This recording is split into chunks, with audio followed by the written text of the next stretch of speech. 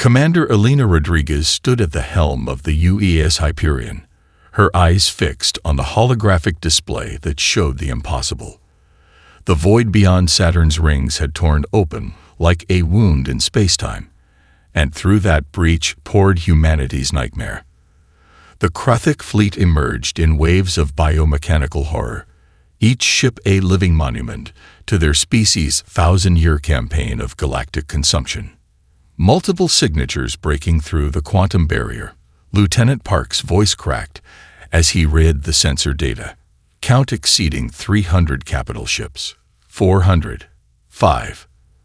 He trailed off as the numbers kept climbing. Elena had known this day would come. Every human had, since first contact in 2089, revealed the terror that lurked between the stars. They'd spent 68 years preparing, building, and waiting. The United Earth Defense Force had constructed the most powerful military system in human history: antimatter weapons, plasma arrays, quantum-tipped warheads. A testament to human ingenuity and fear. All stations, this is Commander Rodriguez. Her voice carried across every UEDF channel in the solar system. Initiative Valkyrie is now in effect. Authorization code: Manhattan 7 Delta 0. Across the solar system, humanity's defense grid awakened. The massive rail gun platforms on Mars powered up their magnetic accelerators. The quantum mines scattered throughout the asteroid belt armed themselves. The Jupiter defense ring, hidden within the gas giant storms, began its silent countdown. They're launching biopods, Captain Sarah Chen reported from the Dymo station. Trajectory suggests they're testing our outer defenses. Elena watched as the first wave of alien weapons approached the Minerva defense line. These were just probes. Everyone knew it. But they had to make this count. Humanity needed to show strength. All batteries, you are weapons-free, she commanded. Show them what humanity has been building. The space around the alien probes erupted with human fury. Rail gun rounds accelerated to near-light speed tore through space. Plasma beams from the lunar arrays lashed out like solar flares. Quantum disruption torpedoes, the pride of Earth's scientific achievement, streaked toward their targets. For one brilliant moment, it seemed like enough. The first wave of biopods shattered under the barrage. Antimatter warheads created miniature suns that consumed dozens of the alien constructs. The quantum torpedoes phased several others out of normal spacetime. Then, the second wave came. New signatures. Lieutenant Park's voice rose in alarm. They're different. The main Galactic fleet had arrived. Their ships dwarfed the probes, each one a twisted marriage of organic and mechanical engineering that defied human understanding. The defense grid's attacks seemed to slide off their hull like water. Multiple impacts on target, the weapons officer reported, his voice steady, despite the horror they all felt. No damage registered. They're adapting to our weapons in real time. Elena watched as the massive alien vessels approached, their biomechanical forms shifting and changing as they analyze each human attack. Every volley from Earth's defenses seemed less effective than the last. But she smiled. Because the Galactic had made the same mistake every other advanced species made when they looked at humans. They saw the obvious weapons, the space stations, the defense grids, the massive fleets. They counted ships and calculated force outputs. They never looked deeper. Send the signal to Dr. Walker, Elena commanded, her voice calm despite the chaos unfolding on her screens. Tell her the house always wins. Deep beneath Geneva, in a bunker that officially didn't exist, Dr. Amanda Walker received the message and began the real defense of Earth. The Galactic would learn, too late, that humanity had spent those 68 years building something far more terrifying than mere weapons. They had found a way to weaponize reality itself. As the alien fleet approached Earth's orbit, confident in their immunity to conventional attacks, they had no way of knowing that their greatest advantage, their highly advanced technology, was about to become their greatest weakness. Humanity was about to change the rules of physics itself, and the Galactic were playing a game whose true rules they didn't even know existed. The quantum-shielded bunker beneath Geneva hummed with an energy that made human teeth ache and digital watches stop. Dr. Amanda Walker stood before the assembled emergency council, her lab coat still stained with coffee from 3 days without sleep. The holographic displays behind her showed the Galactic fleet tearing through Earth's outer defenses like paper. Project Prometheus isn't just a weapon, she explained, her voice steady despite the distant rumble of orbital bombardment. It's a complete rewrite of local physics. We're going to change the rules that their technology depends on. General Marcus Hayes, the last surviving member of Earth's Joint Chiefs, leaned forward. You're telling me we can actually do this? Change the laws of physics? We already have, on a small scale. Dr. Walker gestured to a sealed container on the table. Inside, a simple pendulum swung in perpetual motion, defying the most basic laws of thermodynamics. This is just the beginning. The assembled leaders watched in silence as she activated the main display. Complex equations scrolled past, showing the results of decades of secret research. Since first contact, we knew conventional weapons wouldn't be enough, she continued. The Galactic's technology is too advanced, too adaptable. But we found their weakness. They rely on the universe playing by known rules. They're faster than light travel. Their neural network, their very consciousness, it all depends on constants. We're about to make very inconstant. The ground shook again, harder this time. Dust fell from the reinforced ceiling as something massive impacted the surface above. How bad are the side effects? President Chen asked, her face illuminated by the red emergency lights. Dr. Walker's expression tightened. Catastrophic. We're not just bending the rules of physics. We're breaking them. Time dilation, spatial anomalies, quantum entanglement on a planetary scale. Parts of Earth will experience time differently. Some areas might phase out of normal space-time entirely. And the alternative? General Hayes's question hung in the air. A technician burst into the room, face pale. Multiple breakthrough points in low Earth orbit. Galactic dropships entering atmosphere over major population centers. Dr. Walker activated another display, showing a real-time map of Earth. Red points of light marked each alien incursion.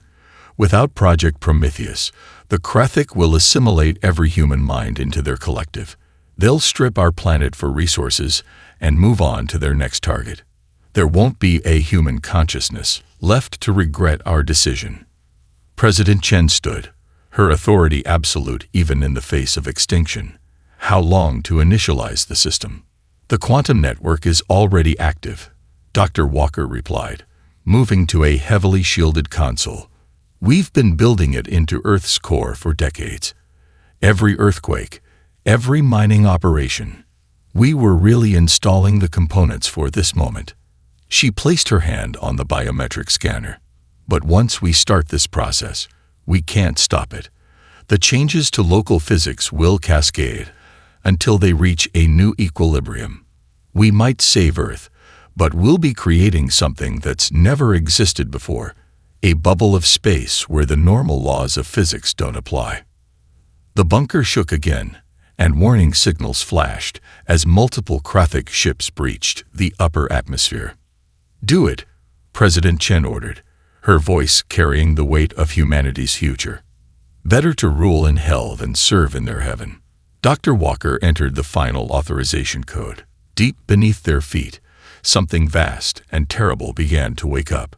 The quantum network, threads of impossible science woven through the planet's very core, started to pulse with energy that shouldn't exist. Project Prometheus initiating, she announced, as reality itself began to tremble. May God forgive us for what we're about to do to His creation.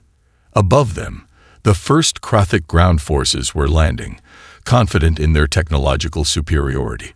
They had no way of knowing that humanity had just changed the most fundamental rules of the universe. The real war was about to begin, and physics itself would be the battlefield. The Krethik warrior, designated as Scout Leader Primary, stepped onto Earth's soil with the confidence of 1,000 conquered worlds behind it. Its bio-armor gleamed under the storm-darkened sky of New Delhi, sensors already mapping the abandoned streets for any sign of resistance. The hive mind consciousness pulsed with anticipation of another easy victory. That confidence lasted exactly 3 steps. The rain that had been falling since their arrival wasn't water. As droplets touched the Krethik's bio-armor, microscopic machines activated. The nanite storm began eating through their protection, like acid through paper. Containment breach.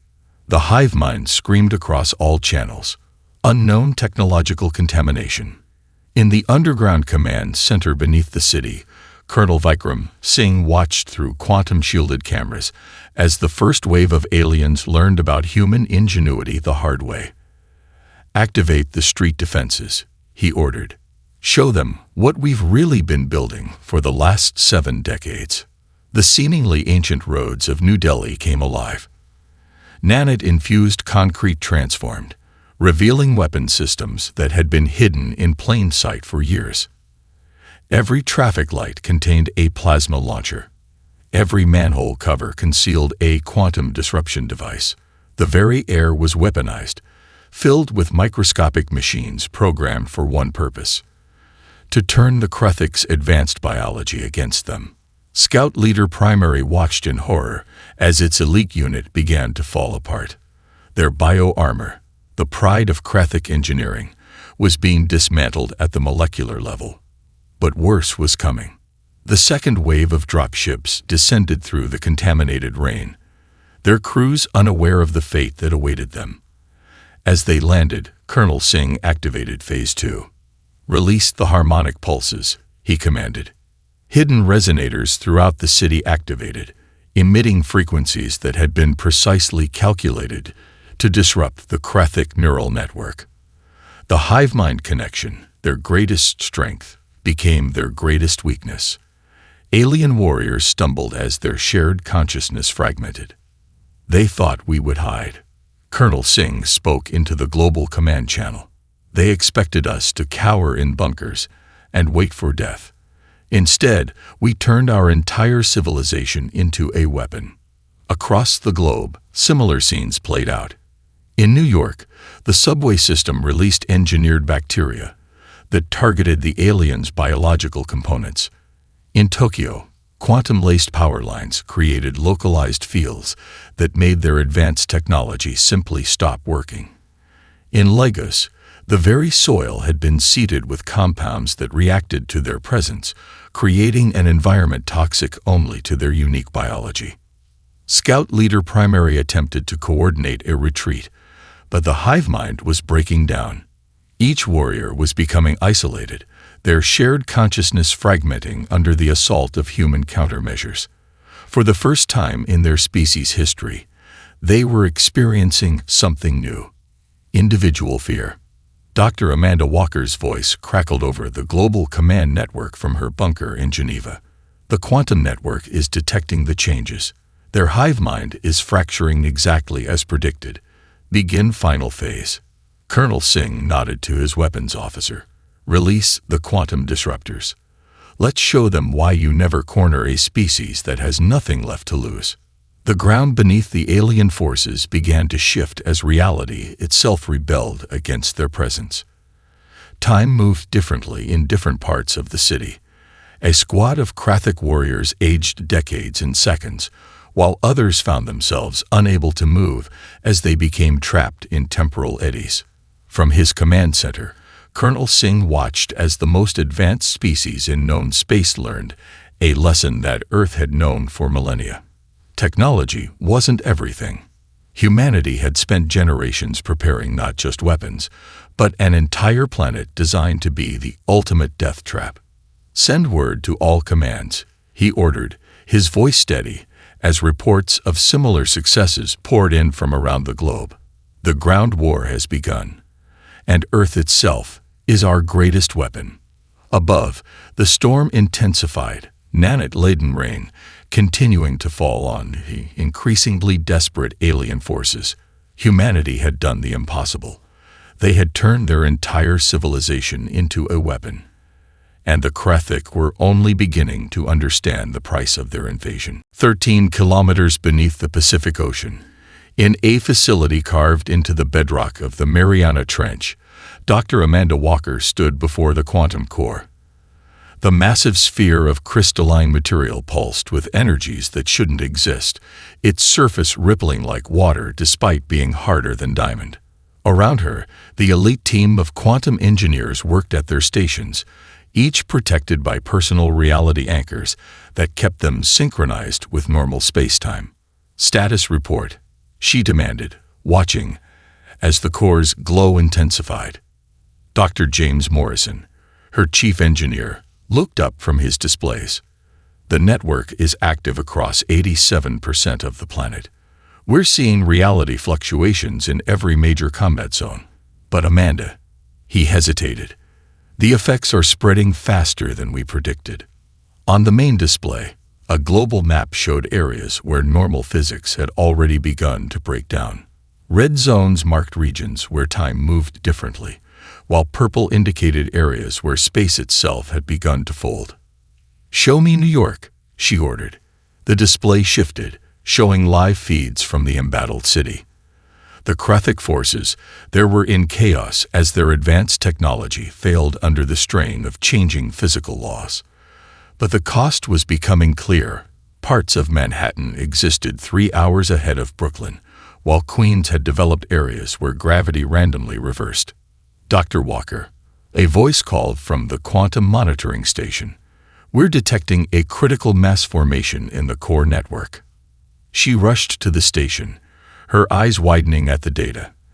The quantum entanglement web they'd spent decades weaving through Earth's core was beginning to resonate with itself, creating a cascade effect they hadn't anticipated.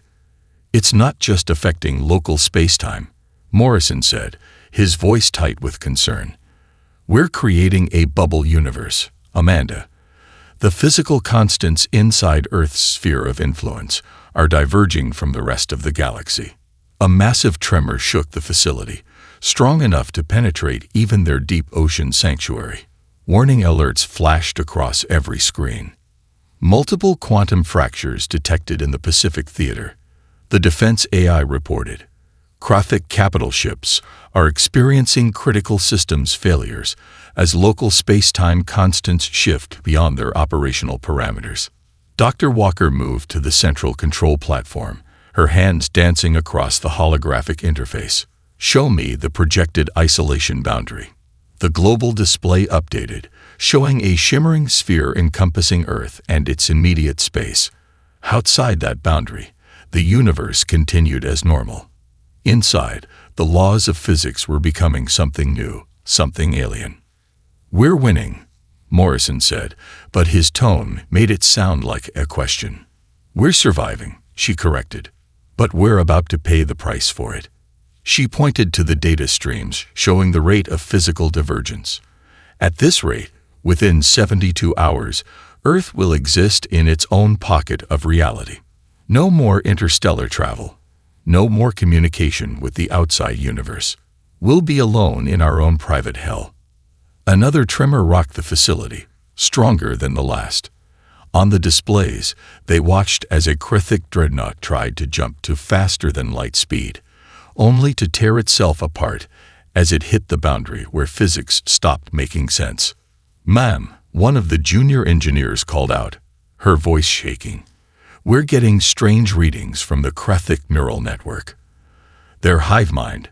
It's not just breaking down anymore. It's evolving." Dr. Walker rushed to see the data, her face illuminating in the glow of screens showing the impossible. The quantum disruption wasn't just destroying the Galactic consciousness. It was forcing it to adapt, to change, to become something new. "They're individualizing," she whispered, understanding breaking over her like a wave. "We're not just changing the laws of physics, we're changing them." The quantum core pulsed again, its light now visible through kilometers of ocean and rock.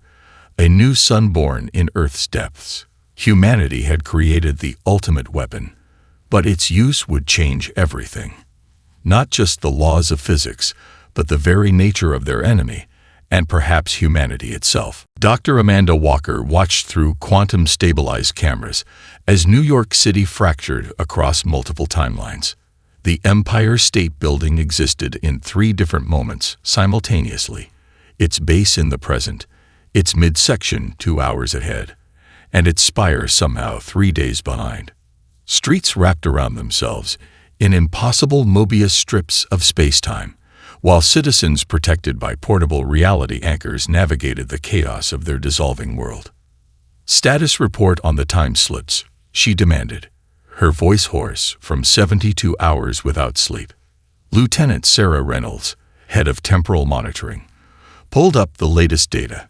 "We're seeing cascading effects across all major population centers. London is experiencing random time dilation. Big Ben has chimed midnight 14 times in the past hour.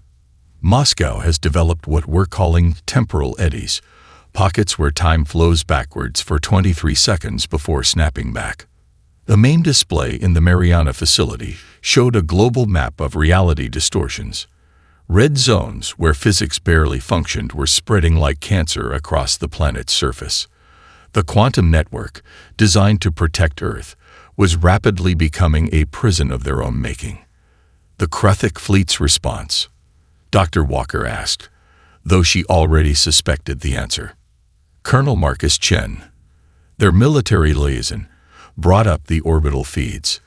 "Their capital ships are being torn apart by the physical contradictions.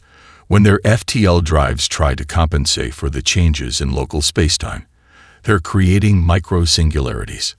3 of their dreadnoughts have already collapsed into temporary black holes." An alert blared through the facility. Another major shift in the quantum field.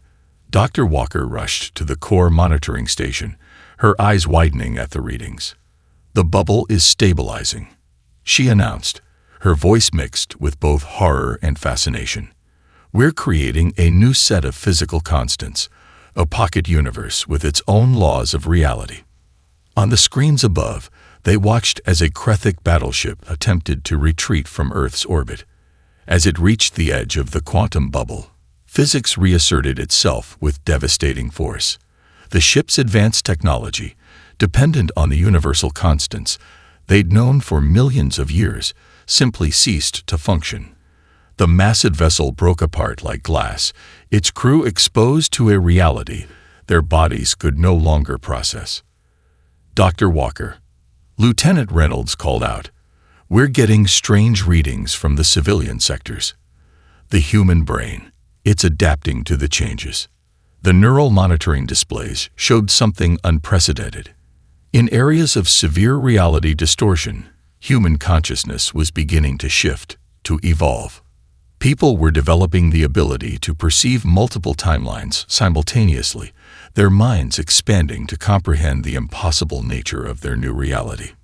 "It's not just us," Colonel Chen reported, his voice tight with tension. "The surviving Kruthic. Their hive mind isn't just breaking down anymore. The individuals are starting to." He never finished the sentence. A massive quantum surge ripped through the facility, strong enough to overwhelm even their heavily shielded systems. When the emergency lights came back on, Dr. Walker found herself standing in what appeared to be 3 different versions of the control room simultaneously.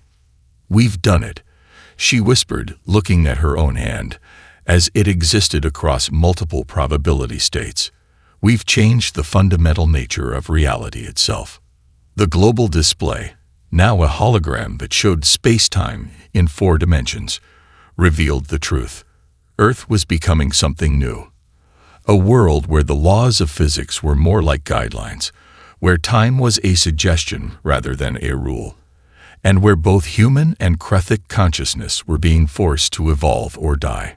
"Send word to all commands," Dr. Walker ordered, her voice echoing strangely through the quantum-warped air. "We've passed the point of no return." Earth is no longer part of the normal universe. We've created our own reality. Now we have to learn to live in it. Above them, the sky had become a kaleidoscope of temporal anomalies, while below, the very foundations of Earth pulsed with energies that defied understanding. Humanity had won their war for survival, but the price was beyond anything they could have imagined. They were now the masters of their own universe. A universe where the only constant was change itself. The Krathic entity, once known as Combat Leader Supreme, experienced its first moment of individual consciousness in A Quantum Warped Street in Singapore. The hive-mind connection that had defined its existence for over 10,000 years shattered like glass, leaving behind something both less and more than what it had been. As reality twisted around it, the creature that would soon name itself Genesis screamed with its own voice for the first time. Dr. Amanda Walker and her team watched through reality-stabilized feeds as the phenomenon repeated itself across the globe.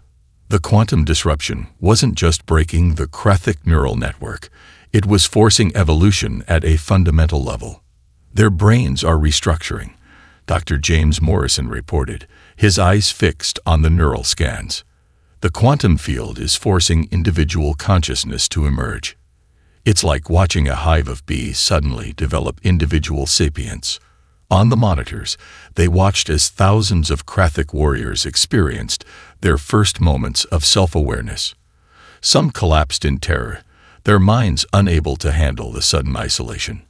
Others turned on their former battlemates in confusion and fear. But a few, like Genesis, began to show signs of something unprecedented. Adaptation. "We're receiving a signal," Lieutenant Reynolds announced, her voice tight with surprise. It's coming from the Krathic command ship, but it's different from their previous communication patterns." Dr. Walker moved to the communication station, her heart racing. The message was being broadcast on all frequencies, using human communication protocols. It wasn't the usual hive-mind signal. This was something new. "This is the one you would call Genesis," the message began, the translated voice carrying unfamiliar emotions. I am experiencing something unknown, something terrible and beautiful. I request dialogue." The control room fell silent. Through the quantum-stabilized feeds, they could see the Krathic command ship hanging in the reality-warped sky over Singapore. Its biomechanical surface was changing, adapting to the new physics even as its crew evolved inside. "We're getting similar signals from other locations," Colonel Chen reported. "Beijing, Cairo, Sao Paulo. Individually conscious Krathic are attempting communication. They're asking for help." Dr. Walker watched as Genesis, still in its combat form, but moving with new uncertainty, approached a human military checkpoint. The creature's weapons were powered down, its bio-armor shifted into a non-aggressive configuration. "You have done something unprecedented," Genesis broadcast. "You have not just defeated us, you have changed us. The hive mind is gone, but we are not lesser for it. We are different, individual, and we remember everything we have done to other species." The implications hit Dr. Walker like a physical force. They hadn't just broken the Krathic military machine. They had fundamentally changed the nature of their enemy's consciousness. Each newly individual Krathic now carried the full weight of their species' history of conquest and consumption. "They're experiencing guilt," Morrison whispered. "They're developing individual ethics, individual morality. The quantum field isn't just changing physics. It's changing the very nature of consciousness itself." On the screens, more transformed Krathic were emerging from their ships and ground units. Each one moved differently now, showing individual traits and behaviors, where before there had been only the perfect synchronization of the hive mind. "We offer a proposal," Genesis continued, its new individual voice carrying complex emotions. "Help us understand what we have become. In return, we will help you understand what your weapon has done to reality itself. Both our species now face something unprecedented. A world where the laws of physics and the nature of consciousness are in flux. Perhaps we can face it together. Dr. Walker looked at the data streams, showing the continuing degradation of normal spacetime around Earth. The quantum bubble was still growing, still changing everything it touched. They had won the war, but the real challenge was just beginning. "Prepare a response channel," she ordered, her voice steady despite the weight of the moment. "We're about to begin the most important diplomatic communication in human history, with an enemy we've just forced to evolve beyond recognition." The Geneva bunker's quantum-stabilized conference room existed in 3 different time streams simultaneously, but the holographic displays showed the same devastating truth in all of them. Dr. Amanda Walker stood before the Emergency Council, the newly individual Kruthic called Genesis hovering beside her on a reality-anchored platform. "The quantum cascade will become irreversible in 48 hours, she announced, her voice echoing strangely through the time-warped air. "Once that happens, Earth will be permanently sealed in its own pocket universe. No way in, no way out. Ever." Genesis's biomechanical form shifted, displaying the new individual emotions it was still learning to process. "And those of my kind who remain within the bubble will be forever changed, unable to rejoin what remains of the hive mind outside." President Chen, looking older than she had just days ago, studied the data streams. "What are our options?" Dr. Walker gestured at the main display, where a simulation showed 3 possible futures. Option 1. We complete the isolation. Earth becomes its own universe, protected forever from external threats. But we'll be alone, cut off from the rest of existence. Option 2. Genesis continued, its voice carrying new depths of individual inflection. We attempt to reverse the process, return reality to its normal state. But the risks are catastrophic. Dr. Morrison cut in from his station. The energy release could tear the planet apart, and even if we survive, the Kruthic hive mind would simply resume its conquest. Which brings us to option 3, Dr. Walker said, bringing up the most complex simulation. We work with the evolved Kruthic to modify the quantum field. Try to create a stable reality that both species can survive in, while maintaining the barrier against the external hive mind. The room shook as another reality wave passed through the planet. On the global displays, they watched as cities phased in and out of normal spacetime. Tokyo had developed areas where gravity reversed every 17 minutes. Parts of Buenos Aires were aging backwards. The Sydney Opera House had somehow become a quantum superposition of every performance ever held there. The changes are accelerating, Genesis observed, its sensory arrays processing data across multiple timelines. My people, those of us who have become individual, we're still evolving. Each reality shift forces our consciousness to adapt further. Dr. Walker nodded. The same is happening to humans. We're seeing the development of new neural pathways, new ways of perceiving reality. Both our species are being forced to change or die. And what of those who can't adapt? President Chen asked, her eyes fixed on reports of mounting casualties. That's why we need to decide now, Dr. Walker said. The longer we wait, the more people we lose to the changes. But if we choose wrong... She never finished the sentence. A massive reality quake ripped through the facility, stronger than any before. When the quantum stabilizers reasserted themselves, everyone in the room had experienced a different version of the past 5 minutes. Time is breaking down faster than predicted, Genesis announced, its biomechanical form fluctuating between states. We have less than 48 hours before the changes become permanent, but reality itself may not remain coherent that long. Dr. Walker moved to the central control interface, her hands dancing across holographic displays that existed in multiple moments simultaneously. Whatever we're going to do, we need to decide now. Earth is becoming something that's never existed before. A world where the laws of physics are more like guidelines, where consciousness itself is evolving beyond what either of our species ever imagined. President Chen stood, her authority somehow maintaining itself even as reality crumbled around them. Dr. Walker, Genesis, you have 24 hours to develop a plan that might save both our species. After that, if we haven't found a better solution, we complete the isolation. Better to rule in a universe of our own making than risk losing everything to uncertainty. As the council members filed out through time-shifted doorways, Dr. Walker and Genesis remained, two former enemies now faced with the ultimate challenge, saving not just their own species, but the very nature of reality itself. In the quantum-warped heart of the Mariana facility, Dr. Amanda Walker and Genesis worked across multiple timelines simultaneously, their minds expanded by the reality changes they'd unleashed.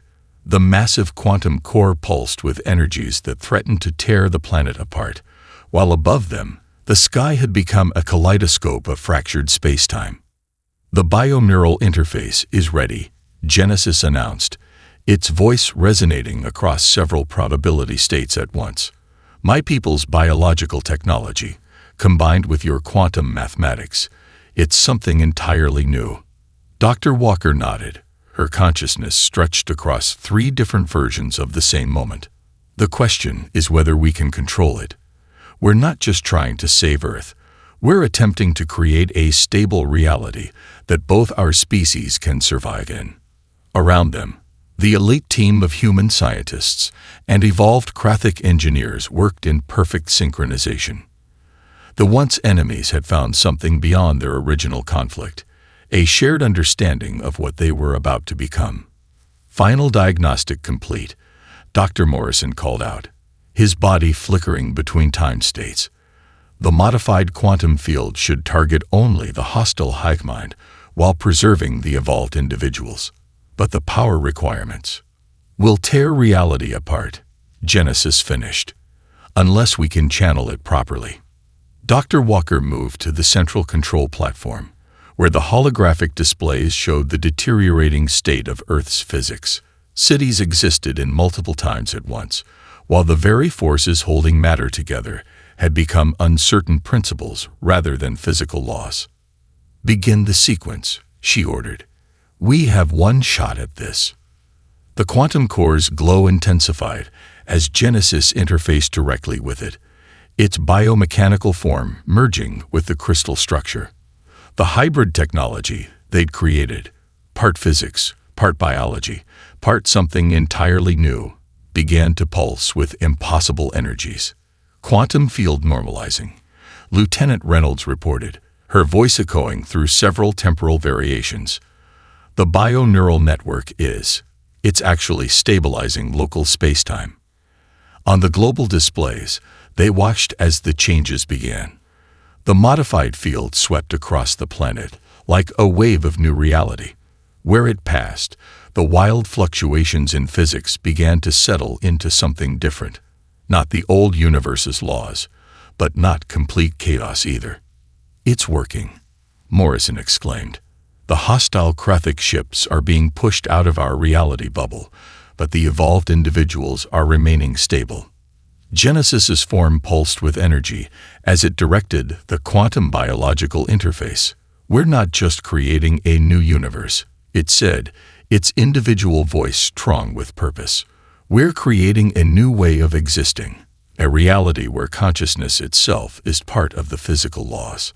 The process built to its crescendo. Reality itself seemed to hold its breath as the combined power of human science and Galactic biology rewrote the very nature of their world. For one eternal moment, every human and evolved Galactic on Earth experienced a shared consciousness, not a hive mind, but a bridge of understanding between individual minds. When the light faded and the quantum storm settled, Earth had changed forever.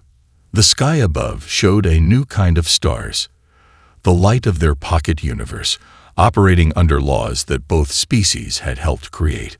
The hostile Krothic fleet had been pushed beyond the reality barrier, unable to exist in the new physics they'd created. Status report, Dr. Walker called out, her mind already adapting to their new reality. Space-time has stabilized, Morrison reported. We're seeing consistent physical laws throughout the bubble. But they're different. We've created something never seen before.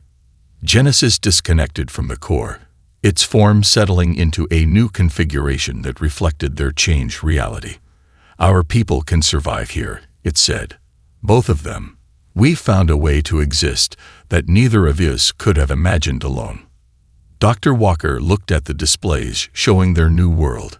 Cities were rebuilding under strange new stars, while humans and evolved Krothic worked together to understand the reality they'd created. They had done more than win a war. They had evolved beyond it. Send word to all commands, she ordered, her voice carrying the weight of history. Project Prometheus is complete. But this isn't the end. It's a beginning. We've created a new universe, and now we have to learn how to live in it. Together. Above them, the stars of their pocket universe shone with a light that had never existed before, illuminating a world where two species had found something beyond victory or defeat. They had found a way to transform conflict into creation itself.